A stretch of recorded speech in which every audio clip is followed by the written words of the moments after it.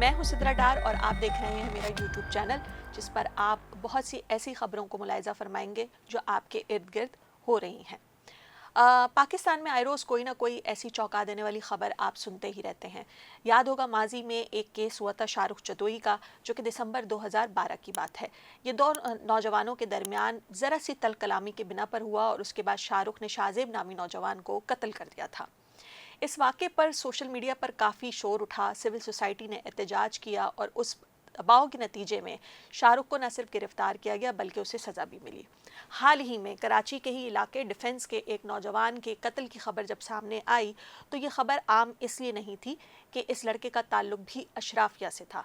कत्ल होने वाले लड़का 23 साला मुस्तफ़ा आमिर है, जो डिफेंस का रिहायशी है, और इसके कत्ल की जो कहानी है वो इसलिए मुख्तलिफ है कि इसको इसी ही की गाड़ी की डिग्गी में डालकर बलूचिस्तान के इलाके दुरैजी में ले जाया गया और उसके बाद इसे ज़िंदा गाड़ी में जला दिया गया, जिसमें मुस्तफ़ा ज़िंदा जलकर मर गया। ये वाक़या न्यू ईयर के पहले हफ्ते का है, लेकिन ये खबर फरवरी में सामने आती है। इस वाक़े को जानने के लिए सबसे पहले ये जानना ज़रूरी है कि ये मामला है क्या और ये केस किस तरह से सामने आया। 8 फरवरी की शब पुलिस को कराची के इलाके गिजरी में एक बंगले पर छापे के दौरान मुज़ाहमत का सामना करना पड़ा। पुलिस के एंटी वायलेंट सेल ने मुबैना तौर पर अगवाकारों की मौजूदगी की इत्तला पर छापा मारा था। बंगले से फायरिंग के नतीजे में डीएसपी समेत 2 पुलिस एहलकार जख्मी हुए थे। बहरहाल कुछ देर बाद पुलिस बंगले के अंदर जाने में कामयाब तो हो गई और वहां से वाहिद मुलजिम अरमगान कुरैशी को हिरासत में लिया गया।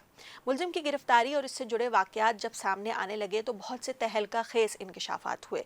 पुलिस ने यह छापा जनवरी में अगवा होने वाले मुस्तफ़ा आमिर की बाजियाबी के लिए मारा था, लेकिन मुस्तफ़ा की वालदा वजीहा आमिर मुख्तलिफ मौक़ों पर यह बता चुकी हैं कि इनके शौहर रिटायर्ड सरकारी मुलाजिम हैं और इनका मकतूल बेटा बिजनेस एडमिनिस्ट्रेशन की तालीम हासिल कर रहा था। उसके बहुत सारे दोस्त थे, जो कि आम तौर पे सोसाइटी में आप जब जाते हैं आते हैं तो आपके दोस्त अहबाब बन ही जाते हैं।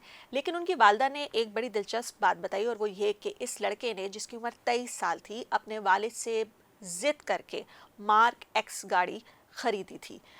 इनकी वालदा ये भी बताती हैं कि इस गाड़ी के कानूनी तकाज़े पूरे नहीं थे, इसके शीशे काले थे और नंबर प्लेट भी नहीं थी। अगर आप पाकिस्तान में इस गाड़ी की मालियत की बात करें तो इसकी कीमत कम से कम भी करोड़ से सवा करोड़ तक की लागत की है। वजीहा आमिर, जो कि मुस्तफ़ा आमिर की वालदा हैं, उन्होंने बताया कि जिस शाम मुस्तफ़ा लापता हुआ वो शाम को थोड़ी देर के लिए कहकर कि वो घर से बाहर जा रहा है और निकला था। उसके बाद जब बहुत देर तक, कई घंटों तक उसकी कोई खबर ना आई तो उसकी वालदा परेशान हुई और उन्होंने रात गए पुलिस स्टेशन का रुख किया और वहाँ पर अपने बेटे की गुमशुदगी की रिपोर्ट लिखवाने की कोशिश की, जो कि वर्बली लिखी गई। उनकी वालदा ये भी इल्ज़ाम लगाती हैं कि पुलिस ने उस वक्त संजीदगी का मुजाहरा नहीं किया, वरना ये मामला 1 महीने तक ना जाता। इस कहानी में ट्विस्ट तब आता है जब इंटरनेशनल नंबर से मुस्तफ़ा आमिर के लिए अगवा बराए तावान की कॉल मौसूल होती है। इस नंबर को ट्रेस करने के बाद इस नतीजे पर पहुंचा गया कि मामला कुछ और है, वरना मेरे ख्याल से आपको पता भी ना चलता कि मुलजिम कहाँ बैठा हुआ है। कॉल आने के बाद ये केस स्पेशल इन्वेस्टिगेशन सेल को भेज दिया गया, जहां से इस केस को ट्रेस किया गया और मुलजिम की गिरफ्तारी मुमकिन हुई। इस केस का दिलचस्प पहलू ये भी है कि 23 साला मुस्तफ़ा आमिर और 30 साला अरमगान कुरैशी पर मुतअद्दिद केसेस हैं। मकतूल मुस्तफ़ा आमिर को एंटी नारकोटिक फोर्स ने कोरियर कंपनी के जरिए मंशियात स्मगल करने के इल्ज़ाम में गुज़श्ता साल गिरफ्तार किया था। वो ज़मानत पर रिहा था और इसी वजह से वो अपने इस्तेमाल में इंटरनेशनल नंबर रखता था और वो कोई भी डाटा सिम यूज़ नहीं करता था। उसके ऊपर ये भी इल्ज़ाम था कि वो मंशियात की स्मगलिंग कर रहा है और इस मकसद के लिए वो अपने नेटवर्क्स को मजबूत कर रहा था। दूसरी जानिब केस का जो मरकज़ी मुलजिम है अरमगान कुरैशी, उसके खिलाफ भी 1 दर्जन से ज़ायद पुलिस कंप्लेंट्स मौजूद थीं, जिनमें लड़ाई झगड़ा, मंशियात का इस्तेमाल, इक़दाम कत्ल की दफ़ात वगैरह शामिल थीं। तफ्तीशी हुकाम का कहना है कि अरमगान और मुस्तफ़ा आमिर के दरमियान कशीदगी की वजह एक लड़की है, जिसकी वजह से ये सारा झगड़ा शुरू होता है। न्यू ईयर नाइट पर जो लड़की अरमगान से मिली, उसने मुस्तफ़ा आमिर को मुत्तला किया कि वो उससे मिली है और उसके बारे में कुछ बातें की, जिसके ऊपर मुस्तफ़ा ने अरमगान को एक टॉन्ट करने के नतीजे में एक इमोजी भेजी, जो कि इश्तियाल का बाइस बनी। पुलिस के एंटी वायलेंट सेल हुकाम का कहना है कि इस केस का कत्ल का वाहिद ऐनी शाहिद मुलजिम शिराज भी है, जो इस सारे वाक़े के दौरान वहाँ मौजूद था। शिराज ने पुलिस को बताया कि अरमगान نے مصطفیٰ کو اپنے گھر بلایا تھا. اس کے بعد دونوں نے مل کر منشیات کا استعمال کیا اور پھر ارمغان نے مصطفیٰ کو لوہے کی سلاخ سے بہت بدترین تشدد کا نشانہ بنایا اور اسی زخمی حالت میں اسے اسی ہی کی گاڑی کی ڈگی میں ڈالا اور پھر وہ شیراز کے ساتھ اسے بلوچستان لے گیا، جہاں پر اس نے زخمی حالت میں مصطفیٰ کو گاڑی سمیت آگ لگا دی.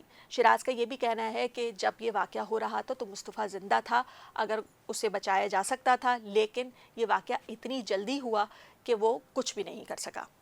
اس سارے کیس میں ارمغان قریشی کے والد کامران اصغر قریشی کا دعویٰ ہے کہ ان کا بیٹا مصطفیٰ کے اغوا یا قتل میں ملوث نہیں ہے. انہوں نے یہ بھی اقرار کیا کہ ان کا بیٹا ڈرگس لیتا تھا اور وہ بھی مصطفیٰ عامر سے ڈرگس لیتا تھا اور وہ اس کا عادی بھی ہے، لیکن انہوں نے اس کو نہیں روکا. کامران اصغر کا کہنا ہے کہ ان کے بیٹے نے بہت کم وقت میں اپنے ٹیلنٹ اور محنت کی بنیاد پہ ایک اچھا لائف سٹائل اڈاپٹ کر لیا تھا، جس کی وجہ سے لوگ اس سے حسد کرتے تھے. اب سوال یہ ہے کہ وہ لائف سٹائل کون سا تھا جو لوگوں کی نظروں میں بہت بری طرح کھل رہا تھا. یہ لائف سٹائل یہ ہے کہ جب پولیس نے جس بنگلے پر چھاپا مارا تو پولیس کا کہنا ہے کہ یہ بنگلہ ایک بنکر کی طرح کا تھا. اس کے اندر بہت قیمتی گاڑیاں بھی موجود تھیں اور اس کے علاوہ انہیں جس طریقے سے اندر جانا تھا وہاں پر اسکینر گیٹس لگے ہوئے تھے، کئی سافٹ ویئرس لگے ہوئے تھے جن کی وجہ سے وہ اندر گئے. اندر جانے کے بعد انہیں وہاں پر یہ لگا کہ یہاں پر ایک کال سینٹر چل رہا تھا جسے ارمغان کے والد مختلف میڈیا کے ساتھ بات چیت کرنے میں سافٹ ویئر ہاؤس قرار دیتے ہیں. اس سافٹ ویئر ہاؤس میں ایسا کیا ہوتا تھا؟ دلچسپ بات یہ بھی ہے کہ ارمغان نے 4 گھنٹے پولیس کو جس طرح سے انگیج کیا اور وہ فائرنگ کرتا رہا، جس اسلحے کو استعمال کر رہا تھا وہ بھی غیر قانونی تھا اور پولیس کو اکیلے انگیج کرنے کے دوران وہ تمام لیپ ٹاپ سے ڈیٹا ڈیلیٹ کر رہا تھا. آیا اگر یہ کال سینٹر ایک عام کال سینٹر ہے یا کوئی سافٹ ویئر ہاؤس ہے تو ڈیٹا ڈیلیٹ کرنے کی ضرورت کیوں پیش آئی؟ ماہرین کے مطابق اس ڈیٹا کو ریٹریو کرنے میں کئی ماہ کا عرصہ لگ سکتا ہے اور پھر اس جگہ تک پہنچا جا سکتا ہے کہ آیا یہاں پر کس قسم کا کام ہوتا تھا. بظاہر پولیس کا یہ کہنا ہے کہ یہ انلیگل ایکٹیویٹیز اس بنگلے میں ہوتی تھیں، جس کی وجہ سے علاقہ مکین بھی کافی پریشان تھے اور اس لیوش لائف کے پیچھے نہ صرف منشیات کا کاروبار تھا بلکہ اور بھی بہت کچھ تھا جو یہاں پر ہو رہا تھا. اشرافیہ طبقے میں ان دنوں منشیات جس میں آئس، ویڈ، کوکین کا نشہ عام ہے اور اسے کیسے خریدا جاتا ہے اور فروخت کیا جاتا ہے، اس کا ایک پراپر نیٹ ورک کام کر رہا ہے. اس کیس میں ایک نام اور سامنے آیا جس سے بہت سی کڑیاں کھلنے لگی. یہ نام تھا ساحر حسن کا، جو کہ پاکستان کے معروف ایکٹر ساجد حسن کے صاحبزادے ہیں. ان کو اس بنیاد پر حراست میں لیا گیا کہ یہ ارمغان سے دوستی تھی اور یہ ان کو ڈرگ سپلائی کرتے تھے. پولیس حکام کے مطابق ساحر کے قبضے سے لاکھوں روپے کی مالیت کی غیر ملکی منشیات برآمد ہوئی.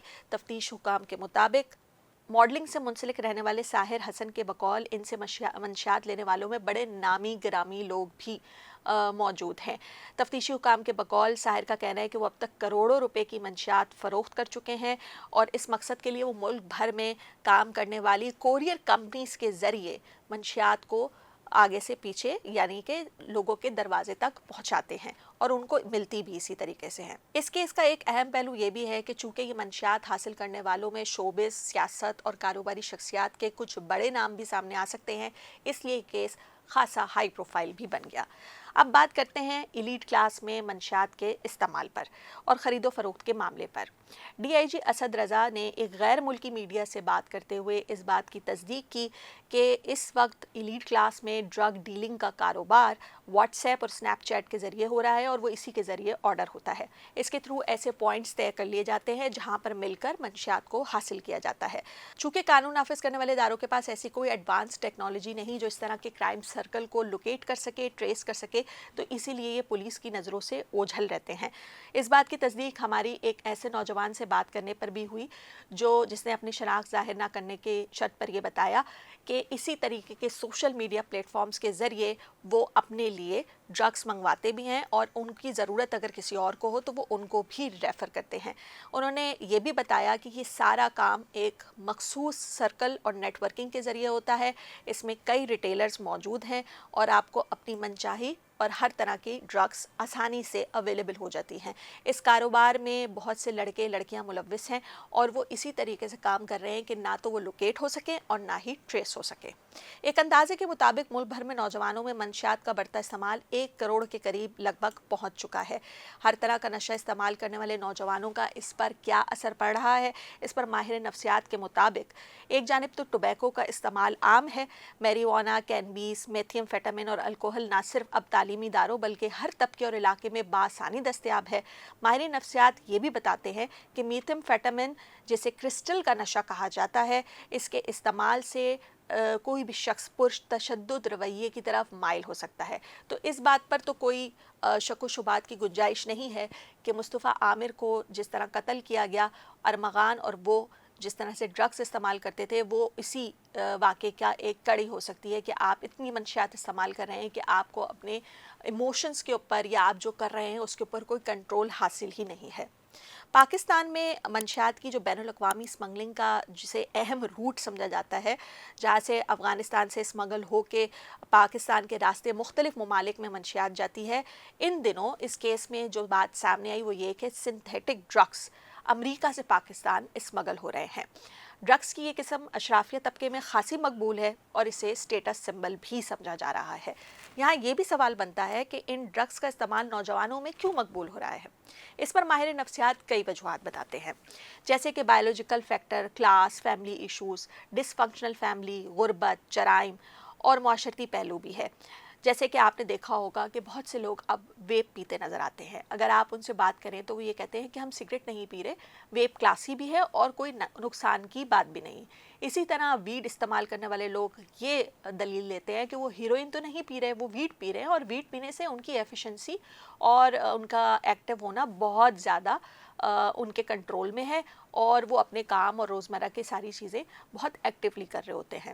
اسی طریقے سے جتنے بھی لوگ سنتھیٹک ڈرگس کا استعمال کر رہے ہیں ان کا تاثر یہ ہے کہ سنتھیٹک ڈرگس جو ہیں وہ دوسری ڈرگس کی نسبت نقصان دہ نہیں ہے اور یہ ایک کلاسی ہے اور ایک اسٹیٹس سمبل بھی ہے، لیکن نوجوانوں میں تیزی سے مقبول ہوتی یہ ڈرگس جرائم کی دنیا میں ان کو تیزی سے دھکیل رہی ہے۔ اس کیس میں جو نئی پیش رفت ہوئی ہے وہ ہے ارمغان کے والد کامران اصغر قریشی کی گرفتاری۔ پولیس کا مطابق جب ان کو گرفتار کیا گیا تو ان کے قبضے سے نہ صرف 200 گرام آئس برآمد ہوئی بلکہ غیر قانونی اسلحہ بھی برآمد کیا گیا۔ پولیس کو خدشہ ہے کہ جب ارمغان نے یہ قتل کیا تو اس نے اپنے والد کو مطلع کیا اور اس کے والد جانتے تھے کہ ان کے بیٹے نے کیا کیا ہے اور انہوں نے اپنے بیٹے کو کور کرنے کی کوشش کی، اور اس تمام پہلوؤں کو سامنے رکھتے ہوئے پولیس نے ان کو گرفتار کیا۔ اب ارمغان اور مصطفیٰ کے کیس کا کیا فیصلہ ہوتا ہے، یہ کس سمت پہ جاتا ہے، یہ تو وقت بتائے گا، لیکن اس کیس نے ایک نئی بحث کو ضرور جنم دیا ہے اور وہ یہ کہ منشیات کا جو دھندا ہے اور جو زہر ہے جو نوجوانوں میں تیزی سے پھیل رہا ہے اور اس قدر سرایت کر چکا ہے کہ اسے روکنا مشکل نظر آ رہا ہے، اگر یہ نہ رکا تو آئے روز آپ کو کسی نہ کسی ایسے ہی قتل کی خبر ملے گی اور ارمغان جو کہ سسٹم کے سامنے بہت مضبوطی سے کھڑا ہے، جسے کوئی فرق نہیں پڑتا، وہ وکٹری کا نشان بنا کر آپ کے سامنے سے نکل جائے گا۔